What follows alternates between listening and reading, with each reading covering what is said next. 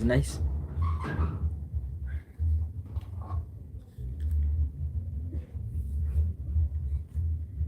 That's nice as well. Put this one in.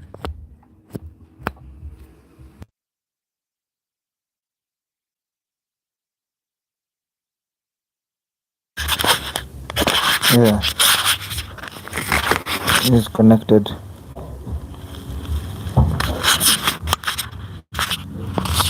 Very good, yeah, right now. All right, so ladies and gents, feel most welcome. This is Mr. B, and I don't know how here. Yeah, that's okay now. So this is Mr. B, and I welcome you in this special time. Yeah. So the question that we have on the table right now is, why do you think that President William Ruto couldn't make to win 2027 presidential election, to give him another time for his second tenure in as a Kenyan president? What do you think? What do you think that will make President William Ruto not to win 2027 election? That is the question that we have on the table. So without further ado, let's dive into the discussion. Now, there is a certain mentality as Kenyans to may develop, and this mentality is the mentality of hatred. That's number one, mentality of kind of hatred. If you keenly observe, you realize that every single time the president that is on seat is always bad. Understand what I'm saying? The president that is on seat is always bad. Yeah. So I think this kind of a character we're supposed to change by now as Kenyan citizens, if we really want, if we are serious about this nation and we want progress, then we need to stop the mentality of every single time the president that is on a seat is bad. Unaona? So why do you think that President William Ruto going to make as a president come 2027? I want us to state some facts and some assumptions. These are my assumptions. You can also have yours. President William Ruto, I'm not praising him anyway, but let us see what he has done. President William Ruto amejenga manyumba, affordable housing. Hiyo ni kitu observable, ni kitu ambao unaweza ukaona. Ni kama ile wakati wa Mwai Kibaki alikuwa anashughulikia mambo na kujenga mashule, free education. Things were not easy at the first time. Watu waliteta, watu walimtusi, watu wali... What is this saying? Sandra, are you talking Ojo? What is that? Are you talking about Ojo? Who is Ojo? The Nigerian comedian.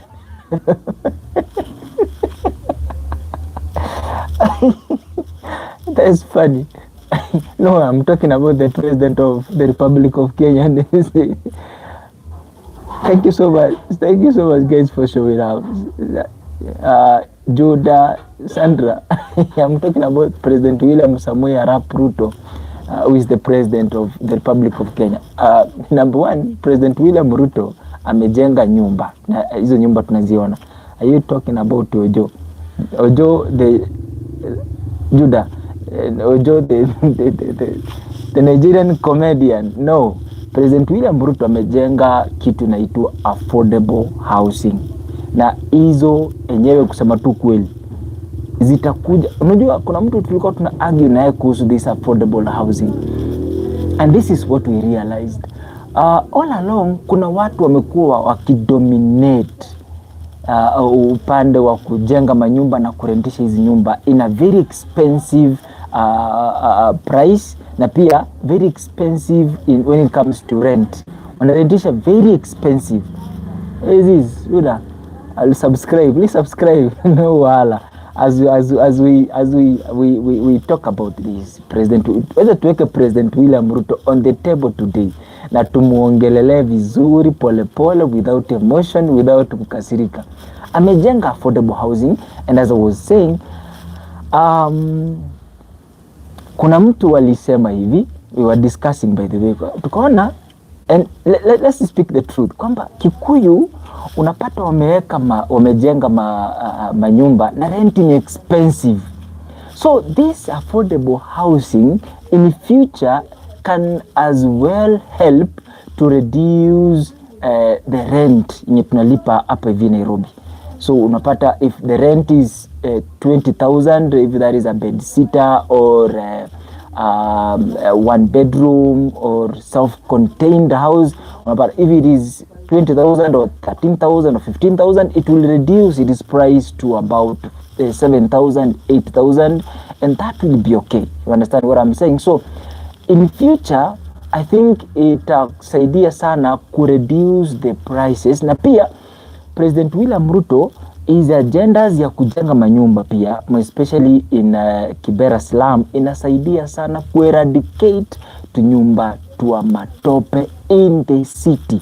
Well, at least in the city we have decent housing. Sindio, this is our capital city, actually the capital city of Africa. So you speak French? Oh no, I speak English. Sandra Mudeu, this is English. That's funny. I was getting it. All right, so President William Ruto at least anajaribu kueradicate what we call slums in Kenya, unaelewa, na nyumba za matope na zile nyumba za kitambo sana, unaelewa. Kama Eastlands unapata kuna nyumba zilijengwa tene za kitambo sana, so at least zitolewe, tujenge decent houses, and then tukue na watu ambao wanakuja in the city waishi na wakue able kufanya biashara, unaona, be able to do business, so that we can now have more revenue collected, so that we can boost the growth of economy in our country. Au sio? That's number one. That's affordable housing. Ni kitu ambacho kilikuwa kwa agenda zake, na ambapo pia ilikuwa kwa agenda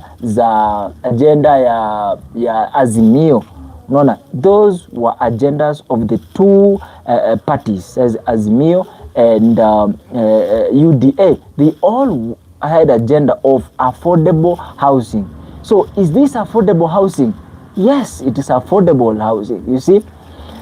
And if we keep on talking, somebody else, foreigners, the Somalis, they will come, the Sudanese, they will come and occupy those places. So Kenyans, hurry up and occupy those houses, and let's move forward together. That's number one. Number two, the key things, maybe the people of Murima will not experience this one, but you have to speak about it. What we call infrastructure.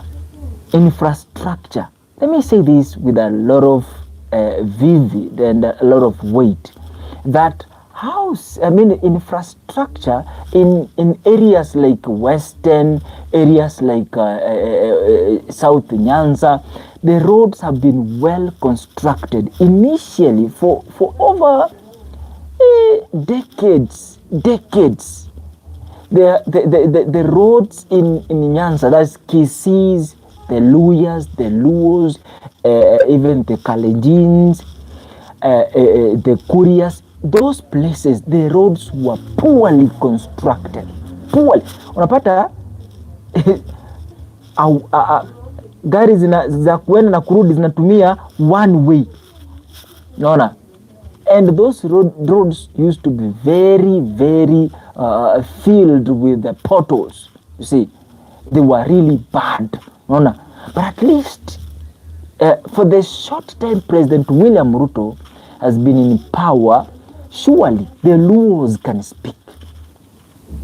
The Westerners can speak, the Luyas can speak, the Kisis can speak, the Kurias will speak, the Kalenjins can speak, the Somalis of Kenya can speak, the people of Garissa can speak. Roads are now well constructed, and this enhances transport of goods and even the people who are moving from place to place. So infrastructure is well taken care of. And there was an issue that this is another thing that President William Ruto has done during his time, and we have to recognize that one, though some people won't be able to recognize it, but I will be one to recognize this one. Though we have people who have been criticizing and saying is a biggest cartel, is the one who is hijacking companies and stuff. The Mumias, the Muoroni, the Kabaras, those are sugar producing or sugar processing companies in Kenya. They have been, the workers have been complaining, and money being stolen, and workers not paid, and to extent you realize that the company is even collapsing slowly. So Ruto decided to put his hand in these companies, and you trust me, nowadays for about 2-3 years we have not heard people complaining that the Awendo Sony sugar is not working, the Moroni is not working, the Kabaras is not working, because we had Ruto went there and he gave a stunning warning. He had to make sure that everything is straight, to make sure that the companies are running smoothly and the workers are paid, and the farmers are also paid, so that the company can run smoothly. And that's why we can see no complaints, and there is a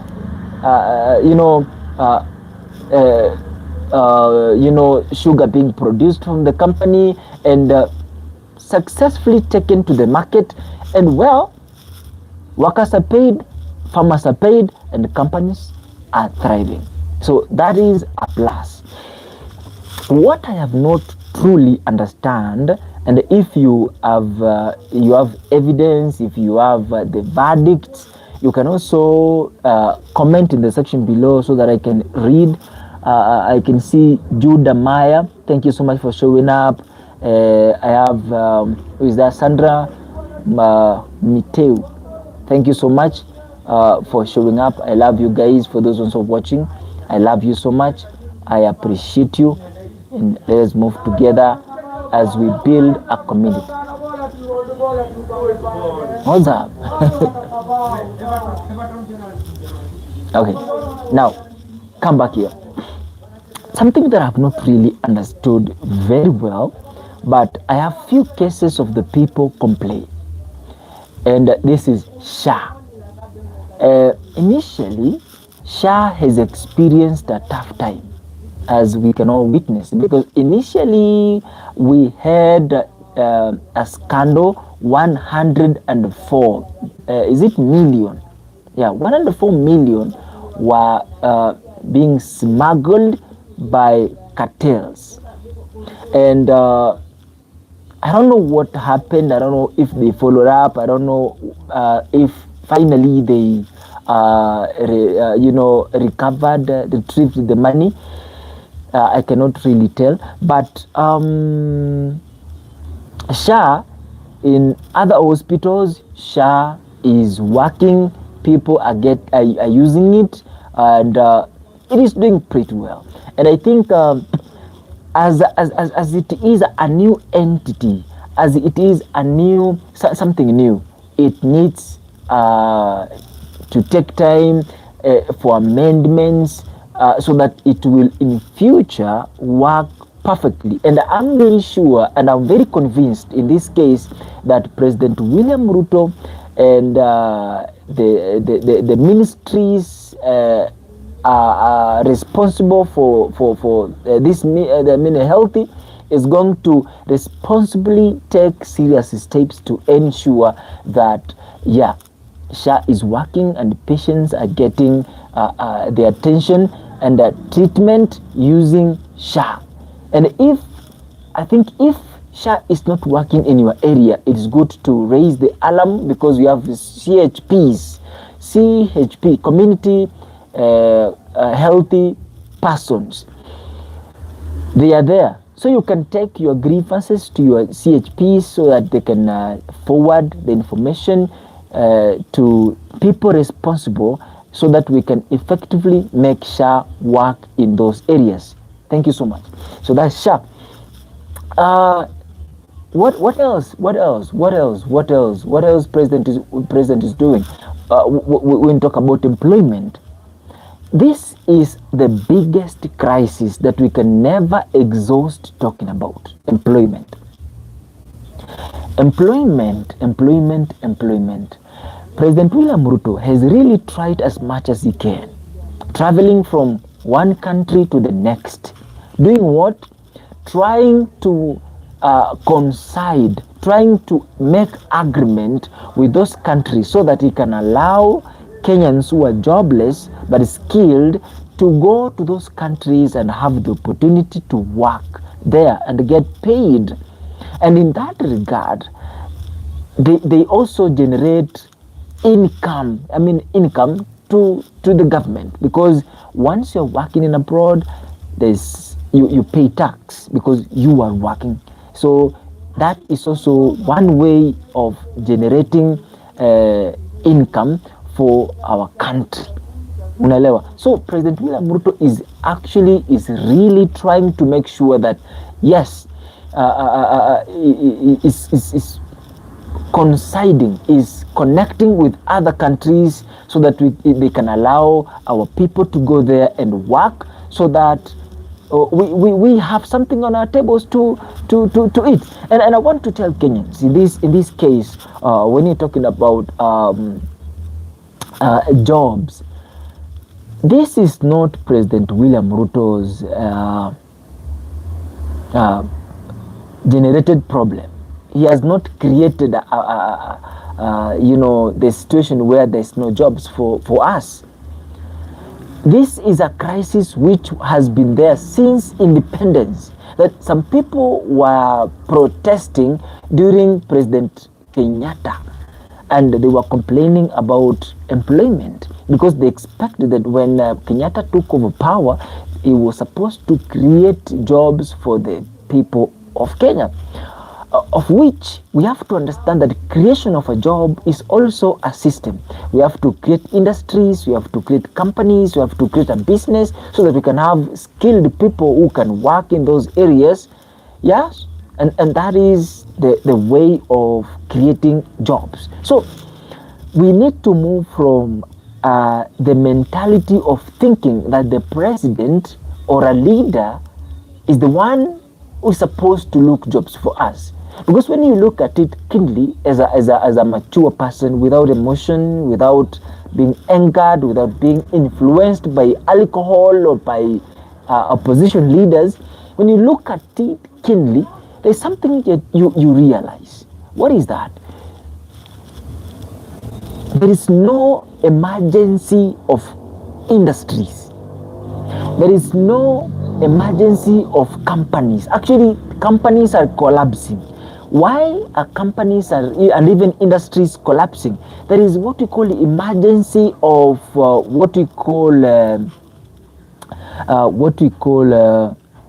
robots.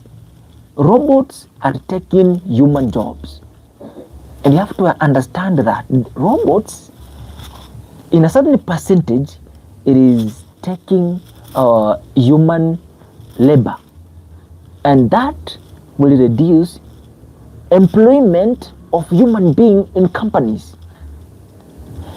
Emergency of technology. For example, if a company used to employ 7 watchmen or 7 soldiers,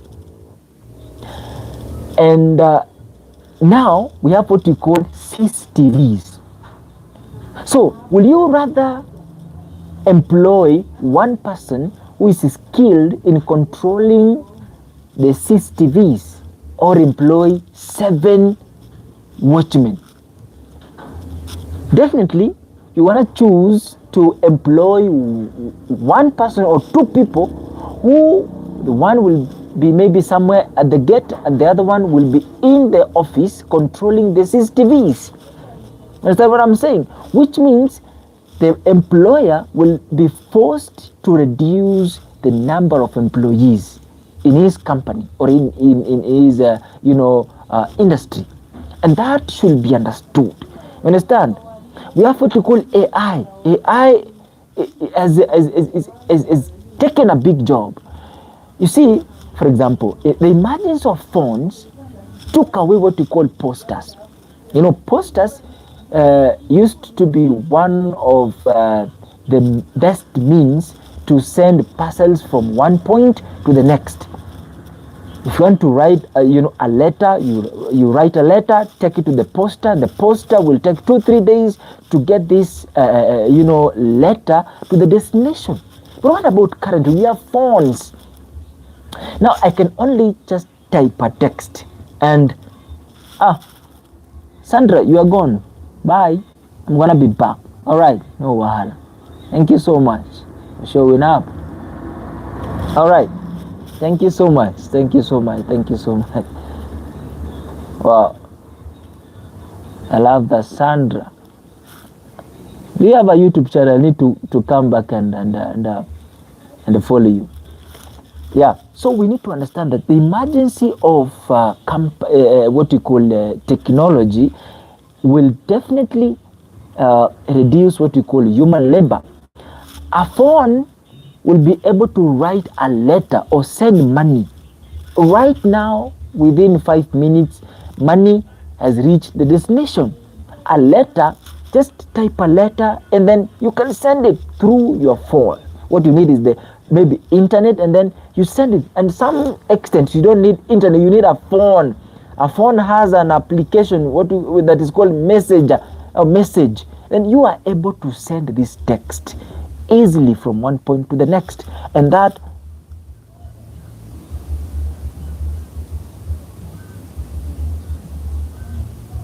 thank you. Thank you so much. Thank you so much. With this better deku. Thank you so much. Thank you so much. And this will help you. This. I mean, what was I talking about? I was talking about the emergence of industries, the emergence of companies. You need to understand that this will reduce the emergence of this technology has participated in reducing what we call human labor. So which means as much as you think you're complaining about, the president is not, is sitting on our opportunities, our leaders are very corrupt, and, we will complain, but trust me, we will never produce anything, a tangible result for our problems. You understand what I'm saying? So we will point fingers to the president. We will abuse the president. We will go to the streets, demonstrate because we hate the leadership that is in power or in position. But at the end of the day, even if you invite the next leader, there's something you will realize. The same problem will be existing. Unless we understand what is happening and learn to move with the wave, then we can curb the problem. But if we only know that the best way we can solve our problem is complaining, abusing the president, and every time saying that this president is not fit and he must go, this will not help our nation. This will not construct our nation. This will never help us move forward. Remember where we are. Remember where we have come from as a nation. Remember the flaws. Remember the successes. Remember the advantages. Remember the disadvantages that we all have. And understand how we can use the opportunity available. How we can use the changes available. So that we can collectively come together, work together, produce companies so that we can employ ourselves produce a job, produce a product, produce a value, and there we go. We grow together as a nation. Are you understanding what I'm saying? So that is what the president so far he has done. So however much we are saying what the president has not done, we have people who are witnesses today who will say, truly speaking, there is something the president did to me. He helped me travel to Germany, got a job, got an opportunity, and here I am today. I've built a house, I've bought a land, and I have grown. So if in one way or the other you are being influenced by the opposition leaders or by drugs, do not contaminate other people's mind from seeing the good side of the leadership that is existing. You understand what I'm saying? Now, I'm about to flip the coin, and this is where the problem is. We have been told by our opposition leaders, and I want to be very bold and speak it right on. Do you remember Gachagua? Gachagua went to states to destroy President William Ruto's reputation.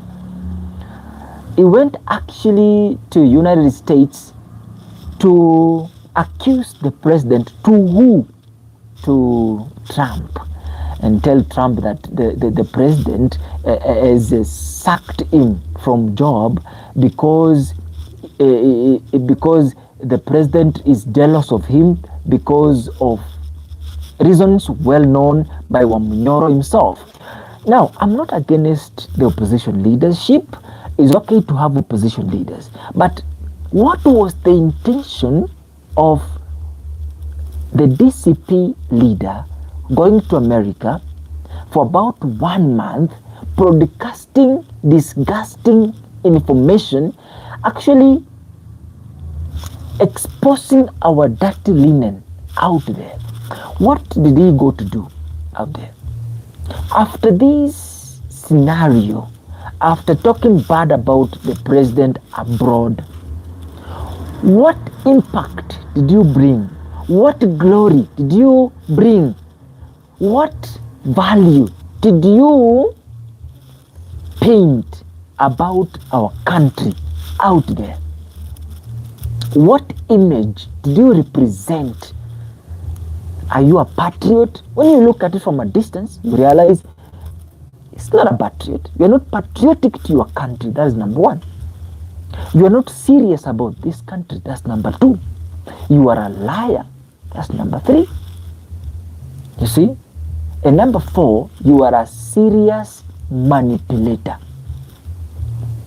You actually want to shed crocodile tears, and you are seeking sympathy, which you will not get from such kind of means. Now, let me just descend down to the point I want to draw home. Ladies and gentlemen, for those ones who are sticking to one term, it's okay to stick and always say one term, one term, one term. You have a choice to say one term, and other people have a choice to say two term. I want us to understand what you call civilization. If you are wise enough and you are watching me from wherever you're watching me from, what is civilization? What is civilization? When you are civilized, what does that mean? That you are enlightened, that you are autonomous, that you understand yourself, that you understand things. You are no longer driven by emotions. You are no longer driven by what other people do or say. That is what you call, you are civilized.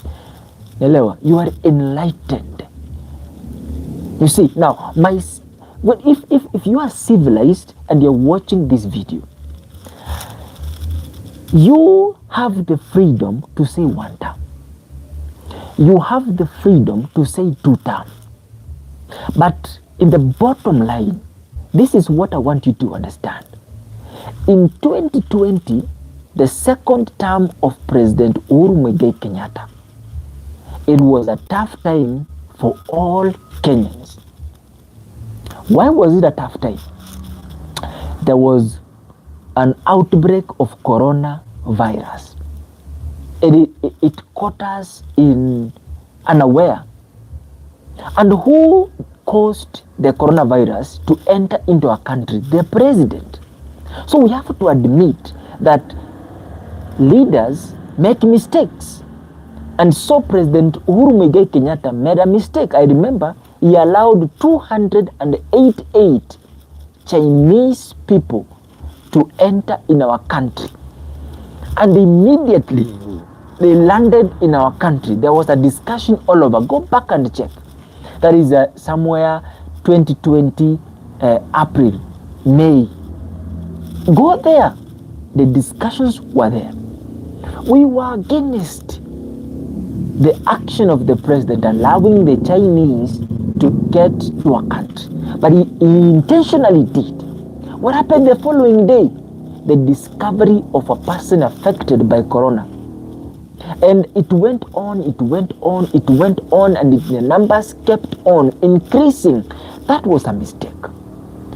And during that very moment, there was also a war between the Ukrainian people and the Russian people. And it was so devastating because somehow, some way, we depend so much oil, millet, and other product from those countries. And so it affected our economy. And so cooking oil went high, petrol went high, sugar went high, and other commodities, they rose in price. You see? And people cried. People condemned the government. And we could hear how the government was receiving the funding. Oh, the IMF, 8 billion. Oh, Central Bank, 7 billion. Or what? There's a lot of money that was being pumped into the government to help solve the problems of our country. But those very money was spent by the top people during that time. So we were so angry with the president, that is the former president Uhuru Muigai Kenyatta. We were so angry. Even his people from the mountain were so angry. And that grew a rage in people's heart and people's mind. And so we made a decision. You know what? We do not need this regime. Go home.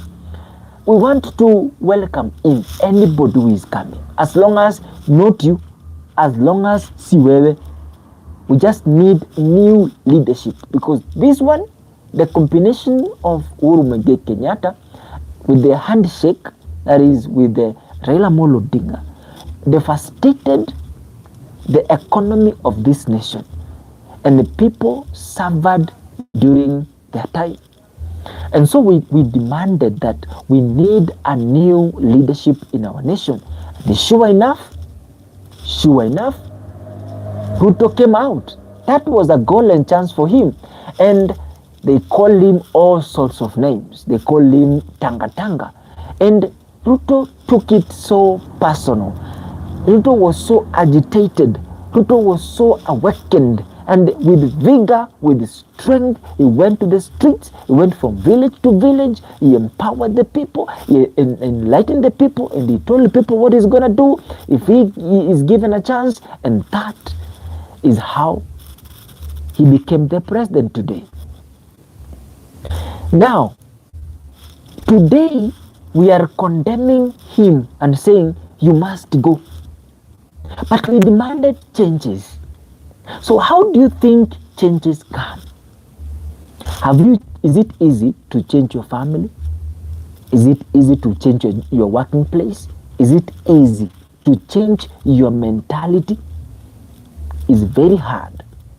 And so it is very hard to understand the kind of changes which are being brought in this country with this government. As much as other governments have done, President Mwai Kibaki did, President Uhuru Kenyatta did, and this regime is also doing. You understand what I'm saying? This is what I mean when I say we need to be very civilized. If we are not very careful, we are going to vote in another regime which we are going to hate most.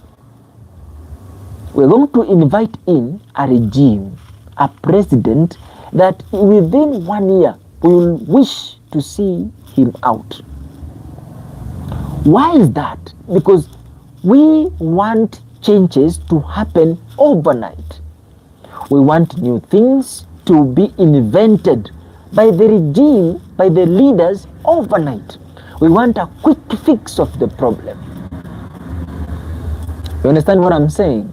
So, as much as we have developed such kind of mentality of, wanting things to happen instant, change to happen today, we are going to be given a leader who is going to be either a serious dictator, leave alone President William Ruto, who somehow listens to the people.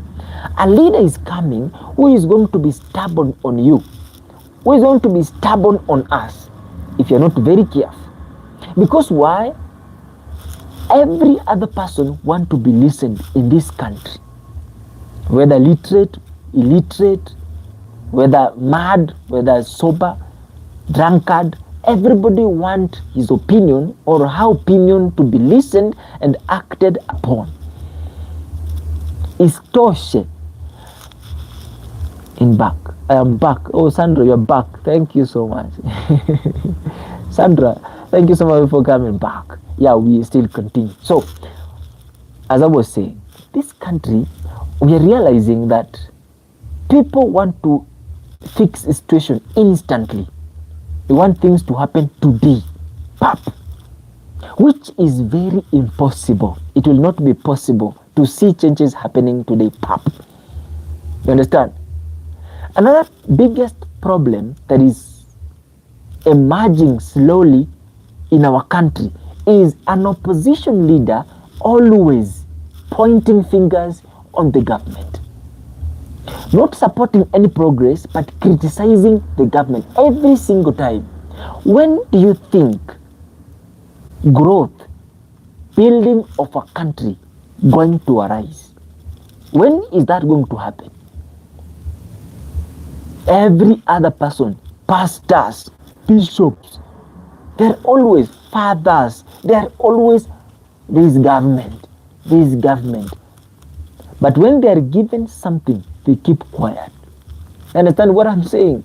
The opposition is always pointing fingers and influencing the citizens to hate its own government. And when they get a chance to be in power, you remember Wamunyoro. I have to use this example so boldly and say this. You remember Wamunyoro when he was in power. You know, the first statement regarding Gachagua, with your due respect, this statement you put it very clear in the on media, on broad daylight, and you say this: we have inherited the government on whose coffers are empty. The previous regime has already eaten everything and the coffers are empty. That is what you told us. You see? And now you are building this country from scratch. You see? And you told the citizens that, please, will you be a little bit patient? Give President William Ruto some little patience so that he can find a way to make things easier. First, to find a way to get money. You see? Maybe he has to find a trick, maybe increasing taxes a little bit so that now we can have more money in the government to work on the projects and the agendas of the government, and also the money will be distributed equally to build our counties, our markets, and so forth. And that is what Rigathi Gachagua told the people of the Republic of Kenya in churches, in meetings. That is the message that he had to the people of Kenya. Now that he is out, and because of some sort of revenge, ill will, and so forth, now he's telling you that this regime is a thief. They are thieving your money. They are misusing your resources. They are selling this country. They are selling the pipeline. There's also all manner of stuff will be spoken against the regime that is in power. Every single time. Raila has been doing this for the rest of his life till his death. Every single time the government that is in is always bad.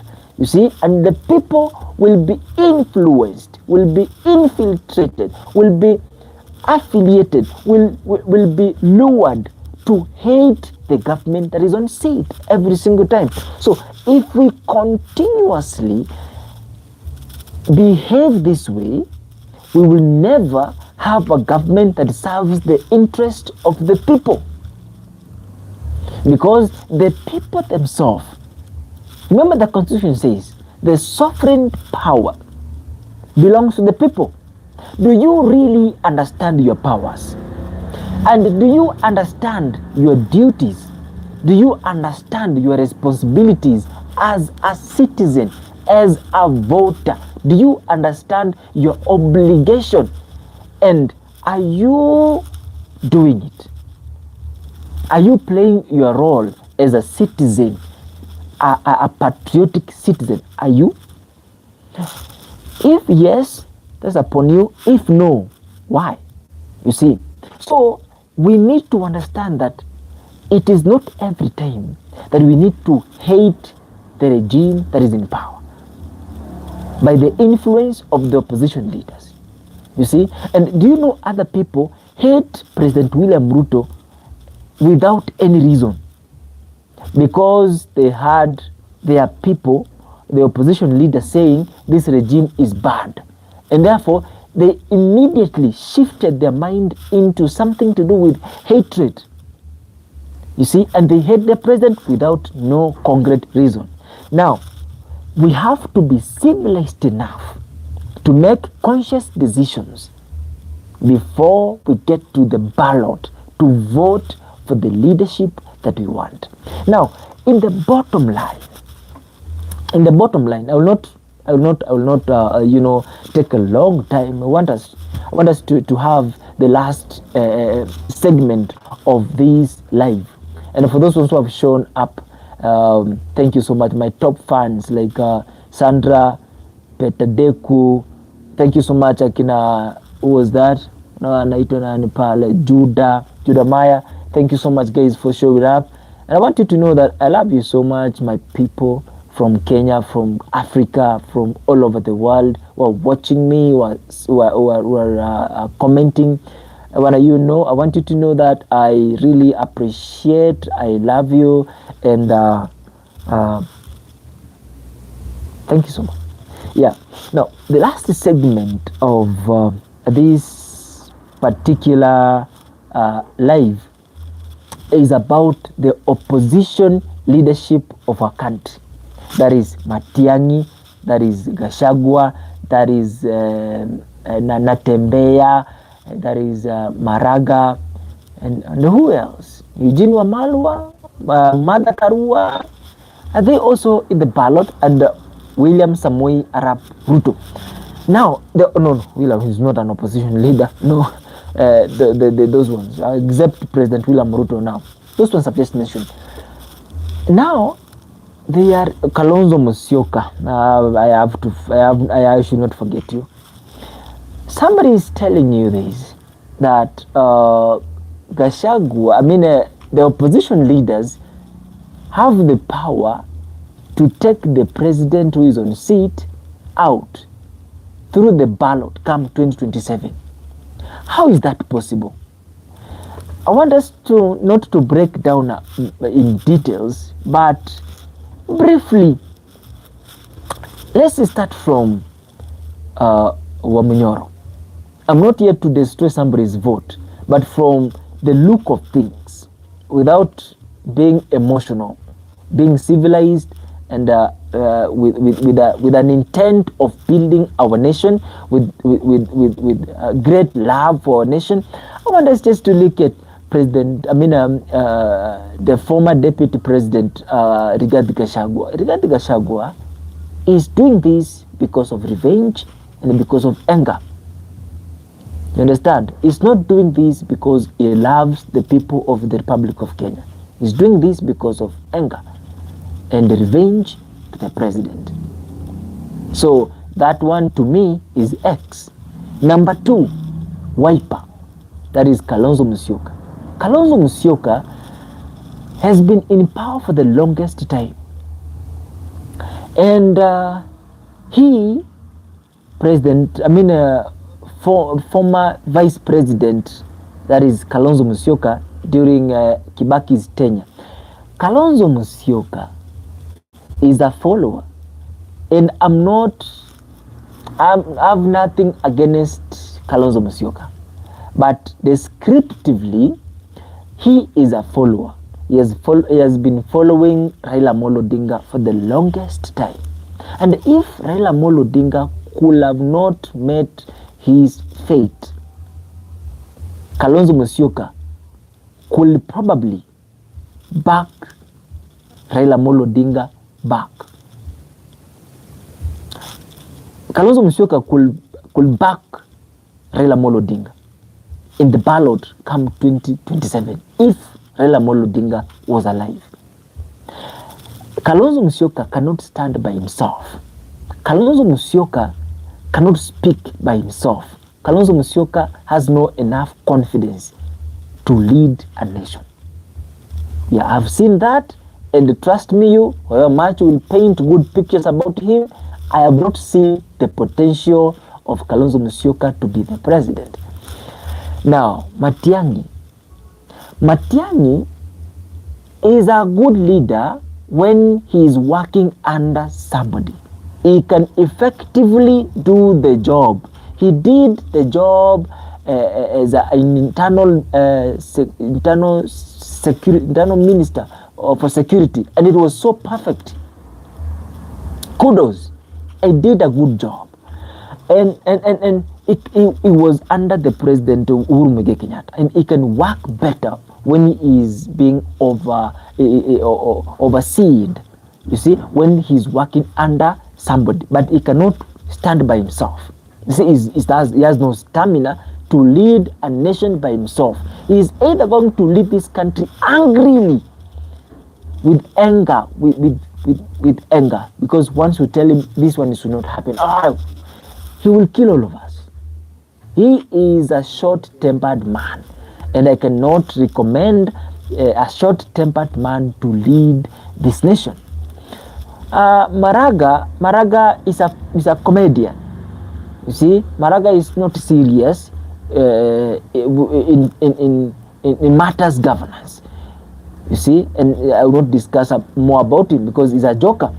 Natembea, he has not been able to put the people of Western together. You see, he's still playing the old politics, which I don't think if he truly understands what is in for now. So those candidates, opposition leaders, number one, they think in words, they think they're together. But when you look at their characters and the behaviors, they cannot truly unite to take away the president William Ruto outcome 2027. Trust me. They are weak and they have no knowledge about the problems happening in this nation, and they have no solutions to our problems.